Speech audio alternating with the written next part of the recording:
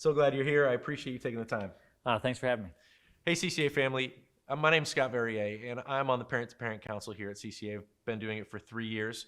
I've had 3 sons come through here, and I've got my youngest who's now a senior. So I just wanted to take this time. Dr. Rachels was so kind to give us some time today to answer some questions about what's going on here at CCA. And I just wanted to say, hang in there. We're going to get through this together. Today we're here with Dr. Rachels just to talk about what's going on in our campuses, both campuses, Hollywood and Fort Lauderdale. And I just want to encourage you just to maintain community. You know, we're one big CCA family, and we're here for each other. We need to be here for each other. So pray for each other. Lift up Dr. Rachels and the administration. They've done an amazing job. Thousands and thousands of hours have been spent getting ready for opening. And your children are their first priority. So let's dive into some of these questions that you have and get some answers for you from Dr. Rachels. So let's just start. Sure. Why are we opening? Broward County Public Schools are not opening. They've chosen not to. And I know a lot of private schools are. You can speak more to that. So why is CCA opening? Yeah, no, a natural question, because when you look around Broward County, you can see, well, hey, the public schools are not opening, so school must not be happening in the county. But actually, every private school administrator that I speak to is opening school for their students. August, or some have pushed it to the beginning of September.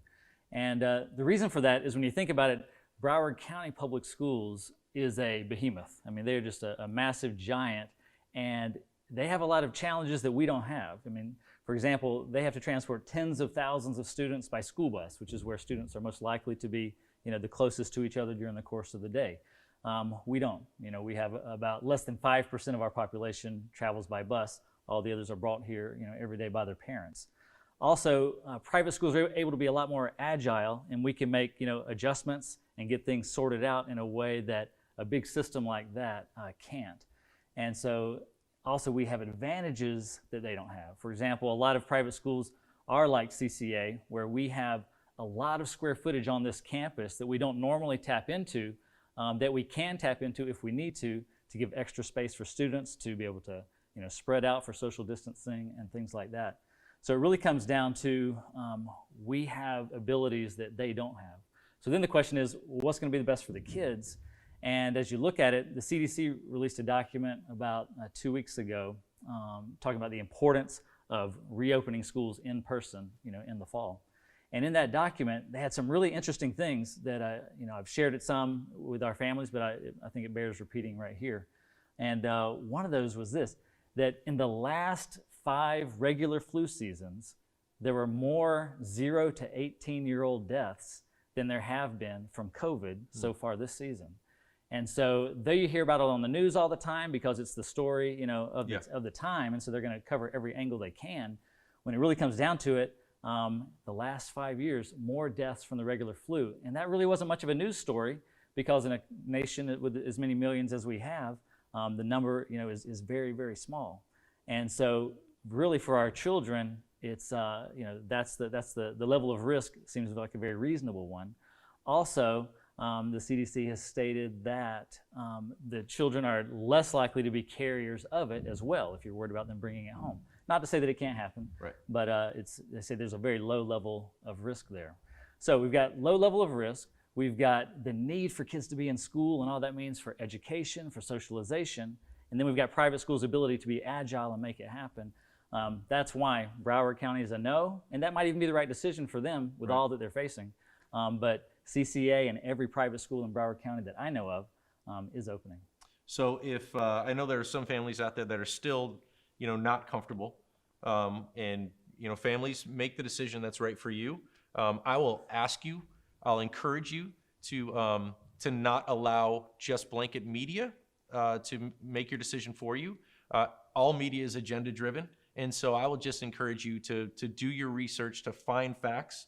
But of course, at the end of the day, do what is, you know, in your best interest, that you have a peace about, that you've prayed about, and you know, that's what we want first and foremost for your families.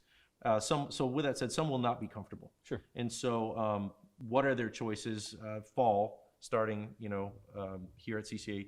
What are their choices in terms of class options and how they can do school?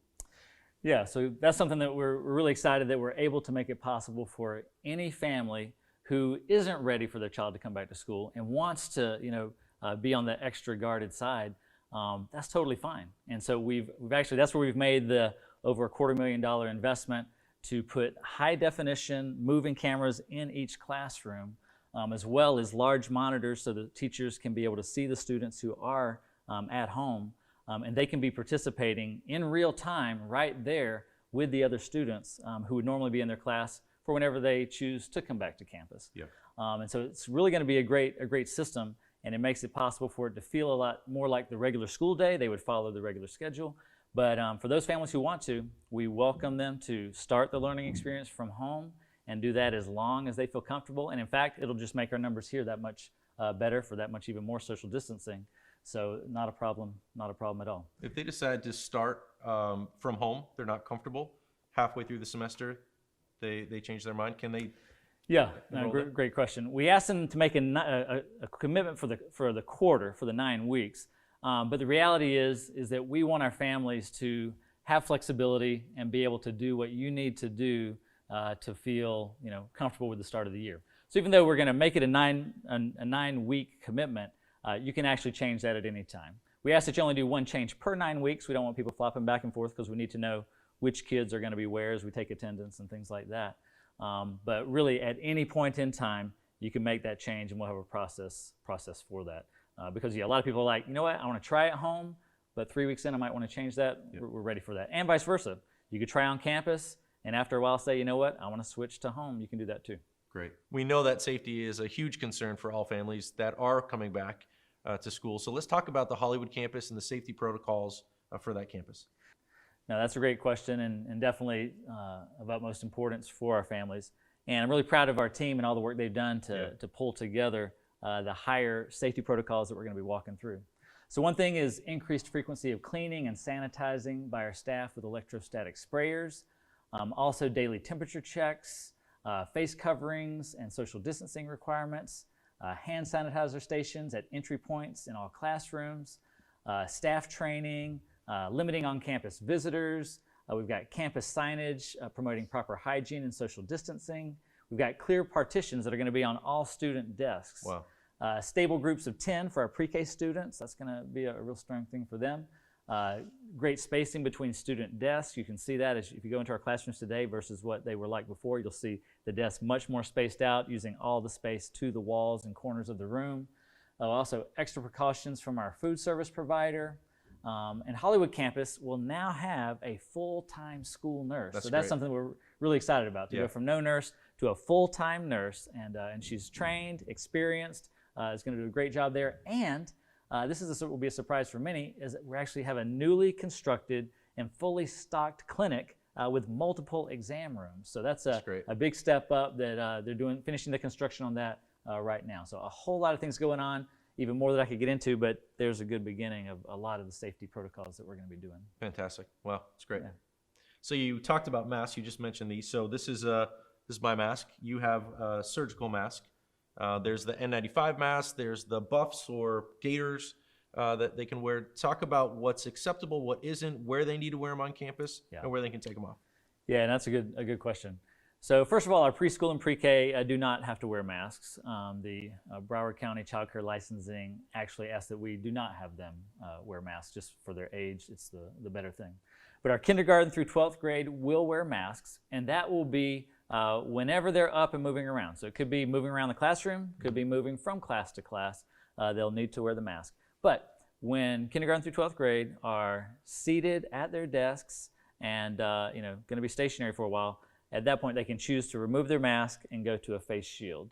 And we think that's the great mix between having safety while also making it a great experience for the kids in learning, and to where they can also be able to see their teacher's face, and the teacher can see their face as they're talking, but still having the shield there for that extra safety. And then when it comes to which masks are allowed, really we've given a lot of freedom there, as the CDC has as well.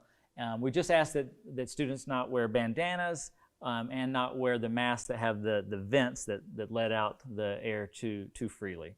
But other than that, we do allow the gaiters, we do allow cloth masks, we do allow patterns and things on those as well. Yep, as long as they're acceptable. Of course, of course. So we know that there are families that receive state scholarships that come to Calvary, which is an awesome blessing. what are the requirements for those families if you want to talk to them about, do they have to take part in on-site learning, or can they take part in the mobile learning also? No, that's a good question. And the Department of Education has made it possible for, at least for the first semester anyway, that any family who wants to choose the learning option from home 5 days a week, they're free to do that. They haven't made a ruling yet on the second semester, so I guess they'll be watching and see if they feel like there's enough of a need for families to do that. But yeah, so they can choose either option at this point. And for second semester, we'll wait to hear what the Department of Education says. So preview day has been a question, are we going to have it? It's always a crazy day because there's so many people on campus. Obviously, we can't do that this year, but we are still having it. Tell me a little bit about that. Yeah, so certain parts that would lend themselves to video, we're going to actually send out in advance so that families can check that out from the comfort of their home. Dr. Rachel's welcome, the administrators, Yep, they can see that by video. And then we're going to actually have 2 different preview days happening, and we're going to split the student population into 4 groups to allow for greater social distancing. And the families will be able to come and have ample time to meet their teacher, to for a secondary student to walk their schedule, and go from class to class. And so that's the way we're going to keep it safe, but also let it have every part that it needs to have for kids to feel comfortable and ready for that first day of school, which is what's always been the goal of that day. Yeah, great. That's great. There's so much information that continues. This is an incredibly fluid situation, obviously, in our country and here at CCA. So I know there's going to be a lot more information coming out. I know that you and your staff will continue to provide answers as they come to me and to the parent community. So be on the lookout for that. Is there anything else you want to say just in closing to the families? Sure. No, I appreciate you helping to set this time up so that our families could get answers to a lot of the questions that they've shared, as we want to keep our families as informed as possible, because we know that there's a lot going on and it's a new way to start the school year. But we're excited about it and confident that God is going to make it to be a year to remember, a great year. And we love serving you. We love serving your kids. And we're just looking forward to it. So thanks again for this time.